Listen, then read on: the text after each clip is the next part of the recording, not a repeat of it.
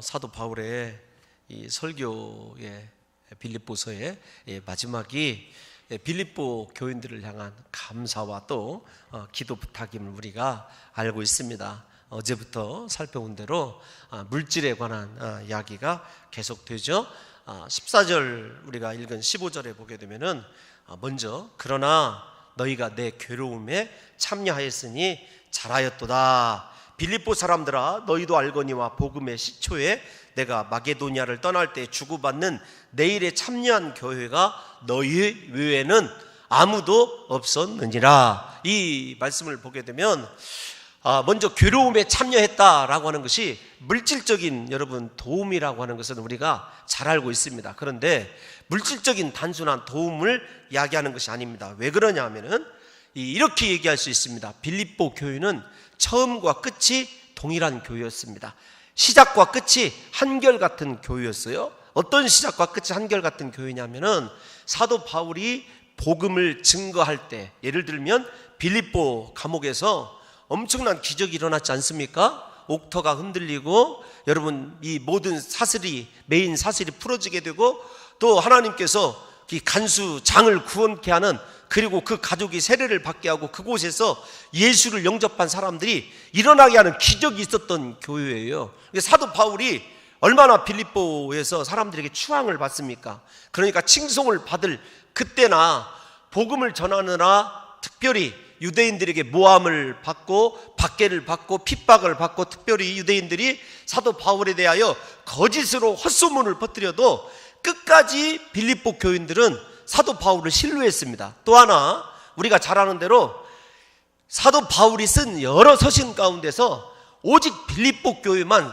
사도 바울을 끝까지 믿어줬어요. 당신이 예수 그리스도로부터 복음을 받은 사도입니다를 인정해 준 교회가 여러분 빌립보 교회입니다. 그래서 빌립보 교회만큼만 여러분 이 사도권에 대한 분쟁이 없어서 내가 사도된 사도 바울은, 이런 서신의 시작이 여러분 그런 말로 시작되지 않습니다. 오직 하나님의 종, 이렇게 시작하는 이 본문이 빌립보서가 유일하거든요. 그러니까 빌립보 교회는 정리를 하면 사도 바울이 그렇게 엄청난 능력을 행하여 사람들에게 칭송을 받을 때이든지, 유대인들에게 모함과 핍박과 거짓으로 거스림 당할 때이든지, 혹은 그가 감옥에 들어가서 여러분 죽을 때가 되어서 나름대로 보면, 인간적으로 보게 되면은 참으로 저 사람이 사도인가 이렇게 느껴질 때까지도 변함없이 그들의 온 마음과 정성을 다하여서 사도 바울을 끝까지 신뢰해 준 것을 여러분 우리가 보게 되면, 그들이 그 괴로움에 참여했다라고 하는 것을 보게 되면, 사람이 잘 나가고, 요즘 말로 할 때 잘 나가고 잘 될 때는 사람들이 들끓습니다. 그런데 여러분 우리의 삶이 고난에 처하게 되고 역경에 있고 모든 것 잃어버리고 인생 감옥에 들어가고 괴로움에 처하게 되면은요, 돌아보는 사람이 없어요. 사도 바울도, 제가 이 첫 시간에 빌립보서를 강의하면서 사도 바울에 대한 것도 마찬가지입니다. 사도 바울이 맨 처음에 감옥에 갇혀 있을 때는 수많은 사람들이 영접해주고 서포트했어요. 그러나 그의 옥살이가 길어지게 될 때 사람들의 시선이 점점점 사라지게 되고, 나중에는 어디에 있는지, 여러분 디모데후서를 보게 되면 이 에바브라라고 하는 사람이 이 오네시모랑이 어디에 있는지를 찾아서 막 헤매야 될 정도로, 부지런히 찾아야 될 정도로, 그렇게 여러분 이 눈에서 멀어지면 마음까지 멀어지는 것이 일반적인 진리이듯이, 여러분은 이 사도 바울의 사역에서도 그것이 아픔이었거든요. 그런데 유일하게 빌립보 교회만 시종일관 한결같이 사도 바울을 영적으로 사도로 인정해주고 육적으로 그를 사랑하는 표시를 물질을 통해서 여러분 그렇게 희생하고 헌신한 것을 보면서, 사도 바울이 너희가 나의 괴로움에 참여한 것, 내가 좋았을 때, 내가 잘 나갈 때, 그때에도 물론 사랑을 했었지만 이렇게 괴로움에 참여한 것에 대해서 잘하였도다, 이렇게 칭찬을 해주고 인정하는 장면을 보면서, 사랑하는 성도 여러분들과 저와 여러분의 관계도 그래야 되지만, 우리 성도들이요, 여러분 잘 나갈 때보다도 괴로워하고 고통당할 때 돌아봐주고 사랑의 손을 내밀어주고 진정한 위로를 베풀 수 있는 믿음의 사람들이 되시기를 예수님의 이름으로 축원합니다. 제가 늘 설교 시간에 말씀드리는 거 있지 않습니까? 홍 목사와 여러분들의 끝이 좋기를 소원합니다. 여러분, 우리가 서로 그렇게 사랑하게 되고, 특별히 더 고통 중에 있을 때, 괴로움 중에 있을 때 내 손을 내밀고 위로를 베풀어주고 사랑을 할 수 있는 그 사람이 진정한 예수 그리스도의 용사인 거죠. 여러분, 그런 관점에서 오늘 사도 바울이 에바브로 디도편에 보낸 여러분 이 헌금을 우리가 잘 아시는 대로 칭송하는 장면을 보게 됩니다. 빌립보서가 마지막이 헌금 이야기이기도 하고, 또 제가 어제 헌금에 대해서 질문을 받아서 헌금에 대해서 가르쳐 주십시오 이렇게 직접 저에게 보내주신 분이 계십니다. 여러분, 그러니까 오늘 조금 헌금 얘기를 할 텐데, 여러분들에게 홍 목사가 이 마지막 이 특세 끝날 아주 우리를 깨는구나 이렇게 생각하지 마시고, 가르쳐 달라고 하는 부분 때문에 먼저 여러분들에게 조금 헌금에 대한 원칙적인 정의만 해드릴 것입니다. 여러분, 그 질문한 내용이 다양합니다. 예를 들면은 처음 열매를 하나님 앞에 회사에 직장에 취업을 해서 드려야 되느냐, 그래서 저는 그게 구약적인 요소지만 하나님을 감동시키는 의미에서 그거 드리는 것이 영적인 것이 훨씬 더 좋다 이렇게 답을 해드렸고, 그 다음에 무슨 처음 상여금이나 인센티브에 대해서는 어떻게 해야 되느냐, 그것에 대해서는 자유하라고 이렇게 말씀을 드렸습니다. 그 자유하라는 그 말 속에 물론 이제 성령의 감동대로 하십시오 이런 것도 있을 수 있지만, 그게 아니라 하나님은 그런 율법적인 하나님이 아니니까, 앞에서는 왜 율법적이고 뒤에서는 율법적이 아니라고 하느냐, 하나님 앞에 온 마음 다해 사랑하는 표시로 첫 월급 드렸으면 나머지는 하나님께서 또 필요한 대로 쓰시게끔 감동도 주시고 또 은혜도 주실 거예요. 그러면 이제 세 번째가 헌금이 이제 무엇이냐를 오늘 이제 본문에 잠깐 나오게 되기 때문에 미리 제가 여러분들에게 말씀드립니다. 시험에 들지 마시고, 오늘 빌립보 교회가 해필 또 그렇게 헌금에 관한 이야기를 하고 있기 때문에 그 말씀을 좀 드리고 싶습니다. 좌우지간 사도 바울을 그렇게 섬기는 빌립보 교회는 한마디로 보게 되면은 사도 바울의 꿈을 사준 교회가 빌립보 교회예요. 헌금을 통해서, 물질을 통해서 사도 바울의 비전을 사준 교회입니다. 왜 그런가 하면은 사도 바울이 하나의 신뢰를 들어서 얘기하고 있지 않습니까? 마게도냐를 떠나서 아가야로 갈 때 빌립보 교회 이후에는 물론 복음의 시초입니다. 이방 선교의 초기이기 때문이긴 하지만은 빌립보 교회 이후에는 아무도 물질로 사도 바울을 도와주려고 하는 교회가 없었습니다. 여러분, 그런데 이방 선교를 본격적으로 시작을 할 때에 이 빌립보 교회만 도왔다라고 하는 것에는 사도 바울의 아픔이 있어요. 어떤 거냐면은 맨 처음에는 사도 바울이 완전히 유대교의 핵심에서, 여러분 오늘날로 말하면 개종자 아닙니까? 예수 그리스도를 만나게 되고 사도로 부름을 받았어요. 그랬을 때 예루살렘에 있는 교인들이 얼마나 사도 바울에게 잘했는지 몰라요. 그런데 사도 바울이 사역의 방향을, 나는 유대인들을 위하여 부름받은 사람이 아닙니다, 물론 유대인들 내 형제를 위해서 얼마나 기도하고 그들을 구원받기를 이 온갖 박해를 다 받으면서 그렇게 했어요. 그런데 그 길이 막히게 되니까 하나님께서 이방 선교로 사도 바울의 이 방향을 돌려놓지 않습니까? 사도 바울이 이방 선교를 선언하고 나니까 유대인들이 등을 돌리기 시작해요. 그러니까 이제 후원이, 오늘날로 말하면 선교비 후원이 끊어지게 된 것 아니겠습니까? 그러니까 사도 바울이 하나님께 받은 사명은 있고, 그 사명을 감당하기 위해서 택한 방법이 무엇이냐면 직업을 갖는 거였어요. 여러분들이 잘 아는 대로 천막을 만들어서 자비량으로 선교를 하기 시작을 했어요. 그런데 인간인지라 사도 바울이 자비량으로 선교를 하면서 내가 가는 이 길이 맞는 걸까? 내가 하나님 복음을 위하여, 이방을 위하여 부름받은 사도가 맞기는 한 걸까? 이런 생각이 들려고 하는 찰나에 빌립보 교회가 헌금해준 그것이, 내가 가고 있는 이 길이 하나님께서 내게 명하신 이 응답이 정확하다라고 하는 사실을 빌립보 교회를 통해서 확인을 하게 됩니다. 사명에 대한 확인이, 여러분 빌립보 교회가 물질로 얼만큼 했는지는 잘 몰라요. 그러나 여러분 이 초대교회 가운데서 약했던 교회 아닙니까? 그럼에도 불구하고 그들이 드린 헌금이 여러분 세계 복음화의 시초를 놓은 헌금이었어요. 그 물질이 그냥 사도 바울 개인을 돕는 데서 끝나는 것이 아니고 사도 바울의 이방을 향한 선교가 맞고 네가 그렇게 고통 가운데서도 하나님의 복음을 위하여 그 길을 걷는 것이 맞다라고 하는 하나님의 증거였습니다. 이 빌립보 교회가 유일한 증거였어요. 그래서 사도 바울이 아픔이기도 하지만은 야, 빌립보 교회가 아니었으면 내가 어떻게 이방인 선교를 끝까지 감당할 수 있을까라고 하는 이 고마움이 있고 하나님이 나를 이방인 선교를 부르셨다라는 그런 확신을, 비전에 대한 확신을 갖게 되었고, 여러분 빌립보 교회 때문에 결국은 유럽이 복음화되고 세계가 복음화되고 한국에 복음이 들어온 거예요. 그래서 엄밀하게 얘기하면 우리는 빌립보 교회에게 사라진 교회지만 빚을 지은 교회가 우리 교회입니다. 여러분 빌립보 교인들이 자기 자신들이 그렇게 드린 예물, 앞에서 말씀드린 대로 얼마인지는 모릅니다. 그 헌금 하나가, 사도 바울을 그 잠시 도와준 그것 하나가 세계의 역사를 바꿔놓으리라고 여러분 생각이나 했겠습니까? 하나님의 역사가 이렇게 위대한 거예요. 성령의 감동에 여러분 순종하였더니 하나님께서 그것을 통해서 엄청난 구원의 역사를 이루어 가시고 사도 바울이라고는 대사도가 존재하게 하는데, 여러분 그 물질이 쓰여진 것을 보십시오. 우리가 이 세상 살아갈 때요, 기도는 하나님 내가 위대한 하나님의 종이 되고 위대한 일을 감당하게 해주십시오.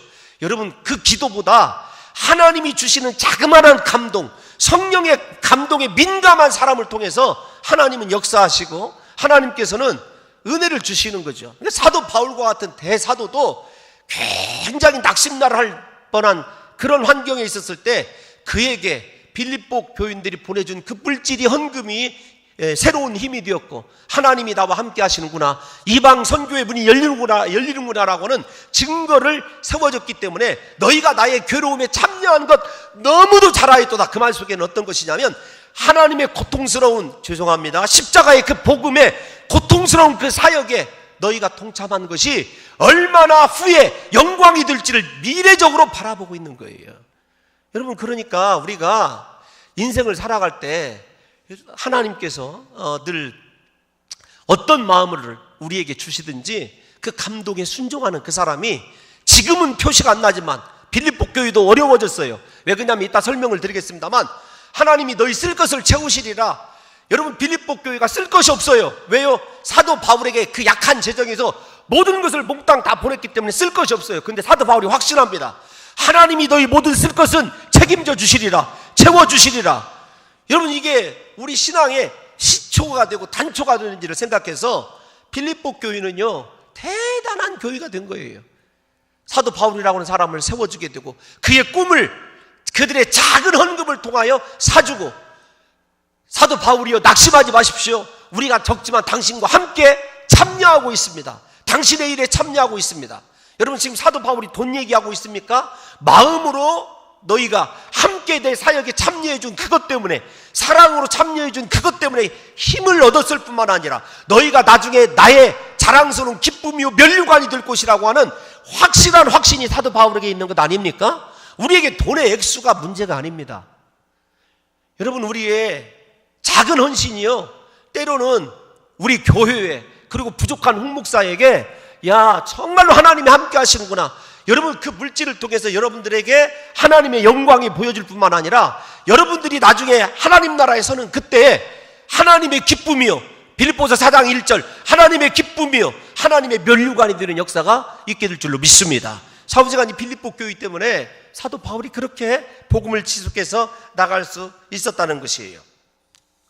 여러분 물질의 유무를 떠나서요 하나님의 감동에 즉시 순종할 수 있는 믿음의 사람들이 많아지게 될 때 우리가 하나님의 놀라운 일들을 감당하는 위대한 교회가 될 것 아니겠습니까? 오늘부터 성령의 감동에 민감하셔서 여러분 세계 복음화를 위해서 여러분들의 물질이 쓰여지기를 예수님의 이름으로 축원합니다. 그 다음에 18절에 어제 좀 말씀드린 대로 내게는 모든 것이 풍족하고, 여러분 18절 19절은 두 번 계속해서 반복해서 읽어야 돼요. 18절만 한번 읽어보겠습니다. 반복해서 한번 18절 먼저 한번 읽죠. 시작. 잠깐만요. 제가 동그라미 칠하는 데를 꼭 치십시오. 동그라미란 말을 이해가 안 가시는 분은 동글레미를 치십시오. 모든 것, 풍부 이렇게 기억하시고 마음의 동그라미를 치시고 한번 읽어보시기 바랍니다. 시작. 또 풍부한지라 에바브로 디도편에 너희가 준 것을 받음으로 내가 풍족하니 이는 받으실 만한 향기로운 제물이요 하나님을 기쁘시게 한 것이라. 저기 모든 것이 풍부 이 두 단어를 기억해 놓으셔야 19절을 이해를 하셔요. 여러분 생각해 보십시오. 사도 바울이 너무도 복음 전파하고 감옥에서 시위대에 전도하고 그러는데 물질이 필요했는데 이 에바브로 디도편의 빌립보 교회가 헌금을 보내준 거죠. 그것에 대해서 사도 바울이 감사해하고 있는 것 아니겠습니까? 칭찬하고 있어요. 뭐라고 칭찬하냐면 받으실 만한 제물이요 하나님을 기쁘시게 한 것이다. 받으실 만한 향기로운 제물이요 하나님을 기쁘시게 한 것이다. 저 두 단어를 또 잊지 마시길 바랍니다. 여러분 우리의 물질이 어떻게 하면 하나님 앞에 향기로운 제물이 될까요? 하나님을 기쁘시게 하는 것이 될까요? 제가 이 이해를 나름대로 한번 들어보려고 연구를 했습니다. 여러분 이스라엘 백성들이 출애굽할 때 하나님께서 무엇을 주시냐면은 은, 금, 보화, 폐물, 귀고리, 금고리, 애굽 사람들의 마음을 감동시키셔서 하나님이 여러분 금은 보화를 가지고 나가게 하셨어요. 잘 보십시오. 광야에서 그 금은 보화, 귀고리, 금고리 쓸 데 있습니까? 없습니까? 여러분 이해가 안 가세요? 이렇게 얘기를 할게요. 여러분 밭에 일하러 가는 사람이 귀고리, 아니 이건 목걸이지? 안 해봐서 목걸이, 귀고리, 다이아 반지 다 이렇게 끼고 가면서 밭 메고 여러분 풀 뽑고 그런 사람 있습니까? 광야에서 보낼 일이 이런 그 물질을 죄송합니다. 이 폐물을 하고 단장할 일이 어디가 있냐고요. 왜 그러냐면 하루가 멀다고 하나님 구름기둥 가면 따라가야 돼요. 멈춰서면 멈춰서야 됩니다. 자기 치장할 새가 어디 있어요. 더군다나 하나님이 먹을 것 입을 것 다 해결해 주십니다. 마실 것도 해결해 주셔요. 그 방법이 잘못돼서 그렇지 소리만 지르고 원망만 했다면 하늘에서 고기도 내려오고 다 내려와요. 여러분 그 광야를 여행하는 사람들에게 은, 금이 왜 필요가 하냐고요. 근데 하나님이 주셨어요. 그들이 달라고 한 거 아닙니다. 하나님이 주셨어요. 그러면 여러분들에게 묻겠습니다. 그 재물이 하나님의 것입니까? 이스라엘 사람들의 것입니까? 일단 여러분 심정적으로는 하나님의 것이라고 대답을 하고 싶지만 이미 내게 준 것이니까 내 것이기도 하죠.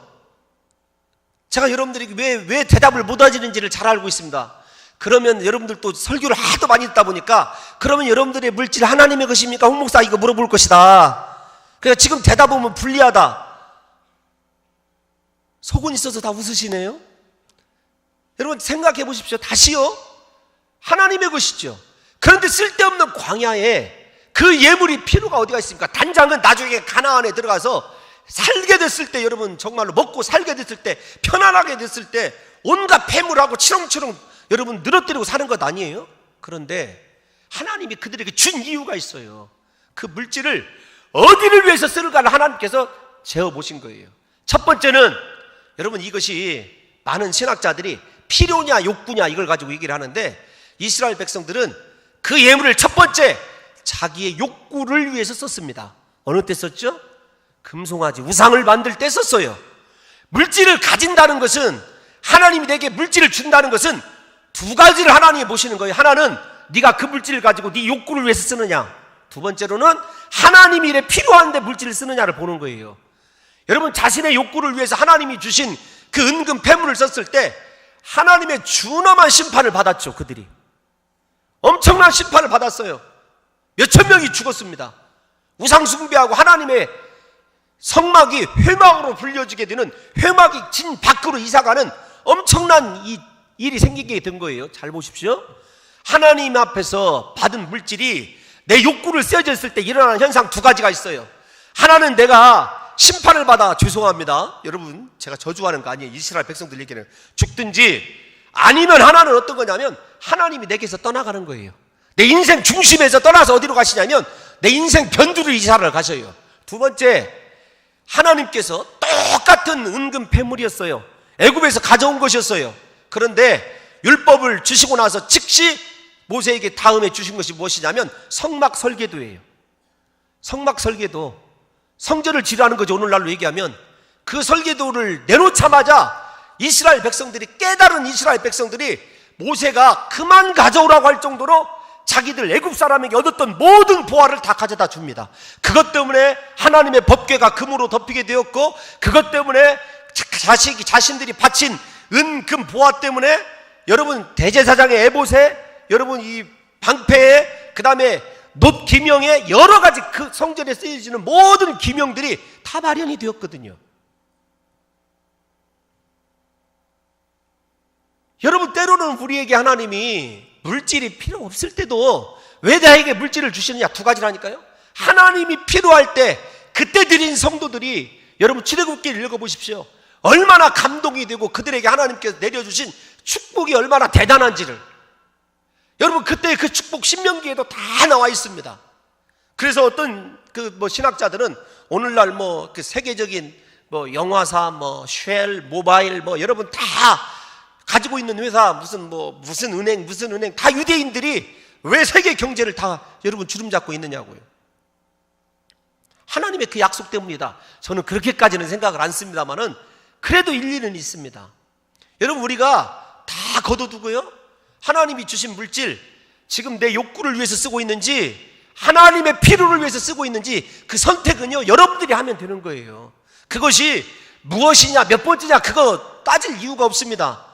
이 물질이 하나님으로부터 온 것이라고 확신이 있는 사람은요, 하나님의 필요를 위해서 물질을 쓸 수 있게 되면 그 물질 가지고 영혼이 구원을 받게 되고 세계가 선교화되고 하나님의 역사가 일어나는 거죠.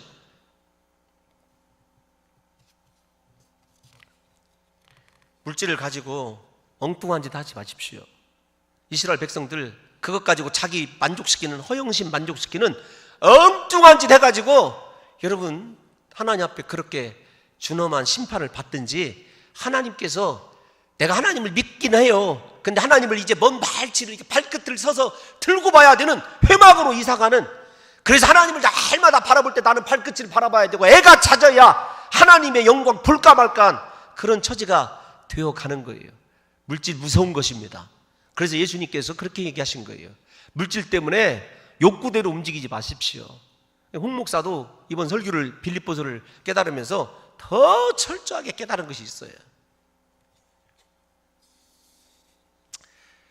제가 그 성전, 우리 교회 건축했을 때 바닥에 하나 제가 모방을 하고 싶었던 것이 있었어요.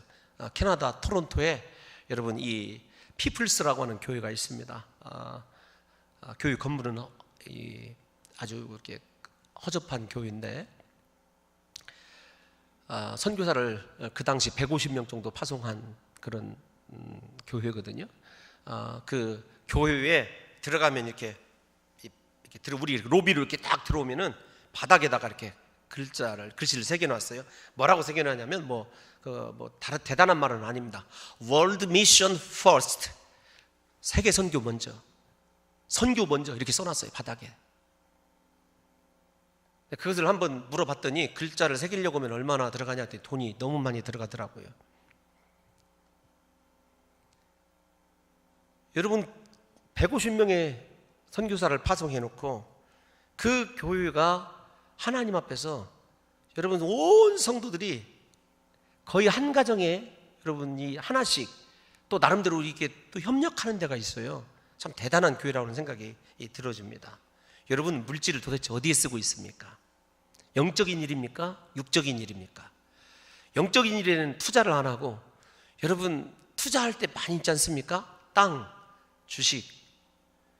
여러분 그게 하나님의 필요를 위한 투자인지 내 욕구를 위한 투자인지 잘 생각하시기 바랍니다. 여러분 오늘 잘못 온 거죠, 교회를?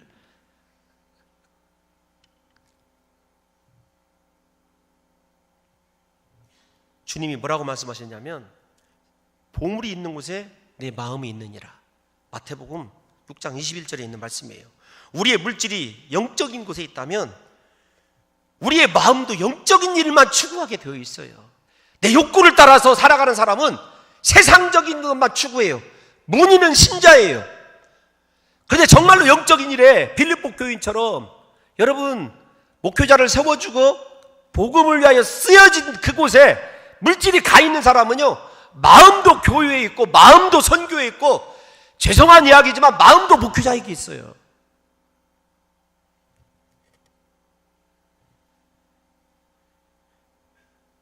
시간도 건강도 영적인 일을 위해서 사용하게 되어 있습니다. 물질의 기준이 영적인 일, 하나님 쓸 일에 맞춰져 있는 사람은, 제가 어제도 말씀드렸지 않습니까? 저는 이 물질에 관해서만큼은 여러분들에게 자신 있게 설교할 만큼 됩니다. 여러분, 물론 하나님 앞에서 이 부족한 점도 있지만 사랑하는 성도 여러분들이 정말 이거 하나 배우고 끝났으면 좋겠어요. 난 앞으로 물질을 써도 영적인 일에 써야 된다. 그게 심어지게 되는 거거든요. 그 삶을 하나님이 면류관 삼아주고 기쁨 삼아주는 것 아니겠습니까? 왜 그런지를 지금 설명을 해드리려고 그래요. 사도 바울은 이 헌금을 하나님이 받으실 만한 향기로운 재물이다 이렇게 얘기를 해요. 향기로운 재물, 히브리적 용어죠. 4장에서 제가 얘기를 했습니다. 헬라적 사고와 히브리적 사고의 융합이 일어나고 있어요. 그런데 향기로운 재물 하면은 빌립보 사람들이 알아들었을까요? 물론 여러분 우상의 신전이 있었기 때문에 알아들을 수 있어요. 그런데 여러분 우상의 재물이 아니라 향기로운 재물이다 이 말은 구약의 재물이거든요. 구약의 모든 재물을 하나님이 무엇으로 흠양하신지 아십니까 여러분? 번제, 화목제, 화제 다 태워서 드리는 재물, 하나님이 무엇으로 흠양하셨습니까? 고기 다 태우고 난 수덩이 무엇으로, 연기 무엇으로 흠양하시죠? 한번 누가 하는 사람 대답을 한번 해보십시오. 냄새 아닙니까? 냄새? 향기였어요. 하나님은 재물을 태우는 냄새를 받으시는 분이에요. 왜 냄새를 하나님이 받으시냐면 인간이 재물을 가지고 나오지만 하나님이 가까이 하실 수 없는 죄악의 악취가 풍겼던 거예요. 사람에게는요 죄의 본성이 있고 죄 냄새가 있어요. 그 냄새를 가리우는 그것이 무엇이냐면 번제를 태운, 그래서 내 자신이 정결하게 되어 하나님이 내게로 임재하게 하는 도구가 무엇이냐면 냄새였어요. 냄새. 죄악으로 쪄들어서 죄악의 냄새만 풍기고 세상에서 살던 우리가 그 거룩하신 하나님 앞에 임재하에게 나아갈 수 있게 하는 유일한 것이 냄새였다니까요. 재물을 태워서. 그런데 지금 사도 바울이 너희가 드린 그 재물이 향기로운 재물이다, 이 말은 돈 얘기를 하는 게 아니에요.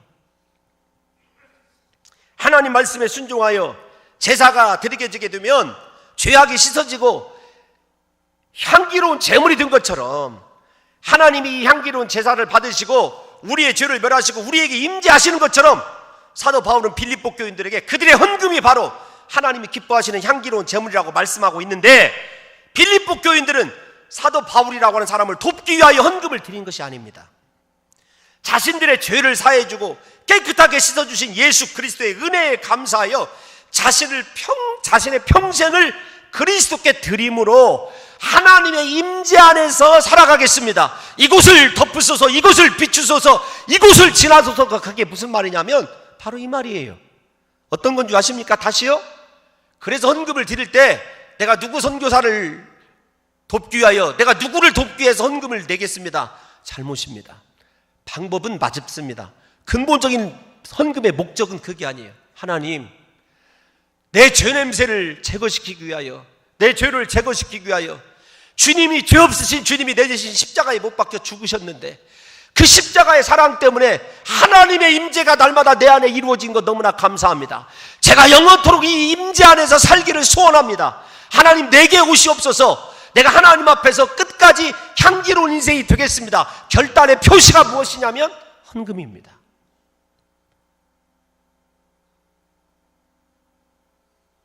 여러분, 헌금이, 제가 한 번도 헌금에 대해서 때로는 이렇게 설교를 할 기회가 없기 때문에 정말 이 본문이 너무 잘 만났더라고요. 제가 이 본문 한 절을 가지고요, 왜 사도 바울이 구약적인 요소를 사용했을까를 놓고 이렇게 쭉 찾아봤습니다. 답이 안 나오는 거예요. 그래서 구약의 제사 제도를 보니까 죄의 가리움이에요. 그리고 영원한 하나님 임재의 소망이에요. 그리고 자기 자신을 날마다 하나님 앞에 세워두는 거예요. 그게 무엇이냐면 헌금이죠.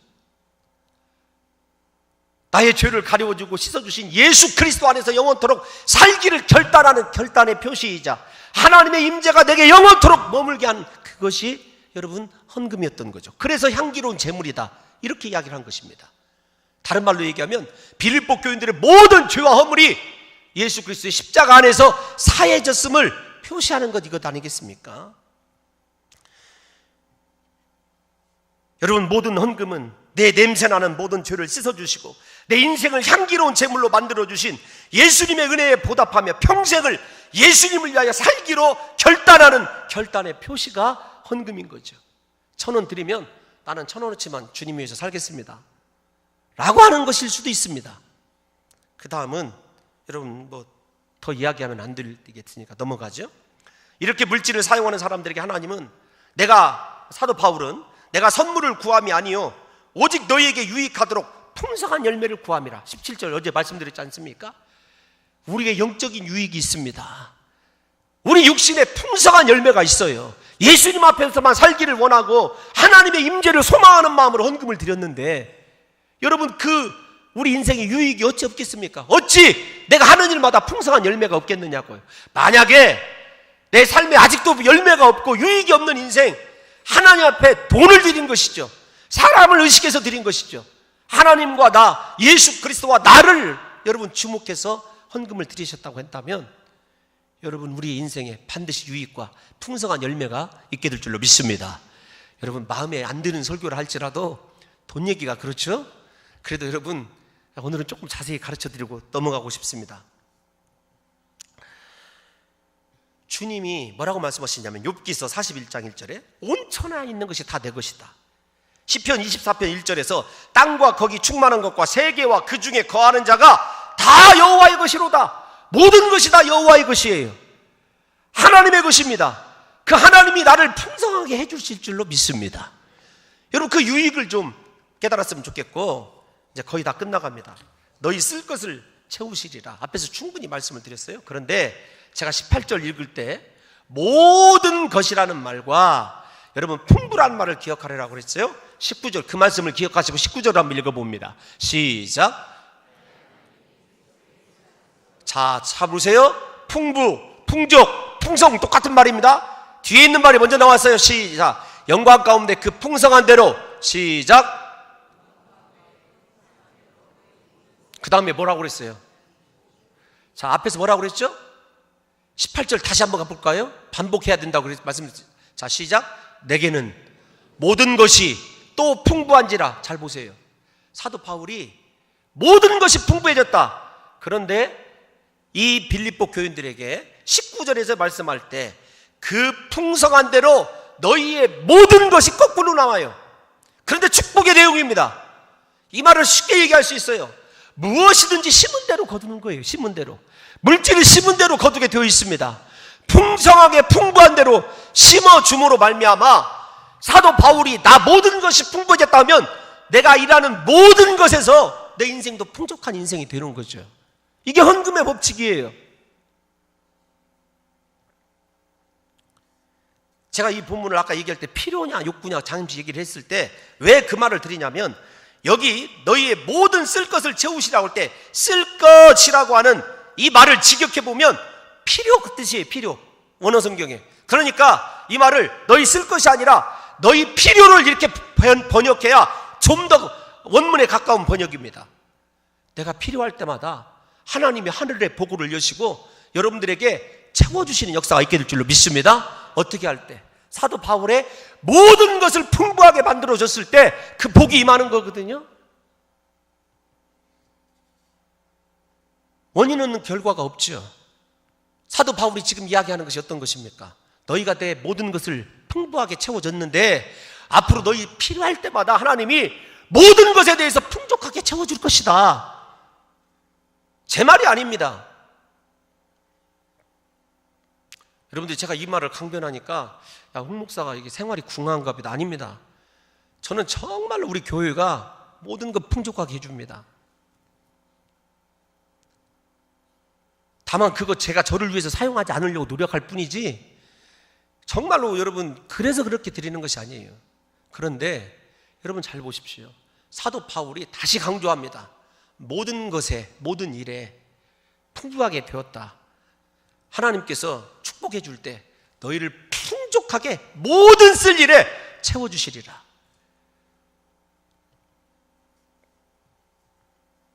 빌립보 교회는 어려운 가운데서 사도 바울을 위하여 복음을 위하여 헌신하였기 때문에 자기들이 쓸 것이 부족해졌을 것입니다. 그러나 그들의 필요한 것은 하늘로부터 채워질 것입니다. 자기들의 방법이 아닌 하나님의 방법으로 채움받게 될 것입니다. 그들의 물질이 다른 곳으로 새지 않도록 하나님이 막아주시고 건강도 주시고 하는 일마다 형통케 하여 주실 것입니다. 이제 빌립보 교인들도 하나님의 은혜로 살면서 자족하는 법을 배우게 된 거죠.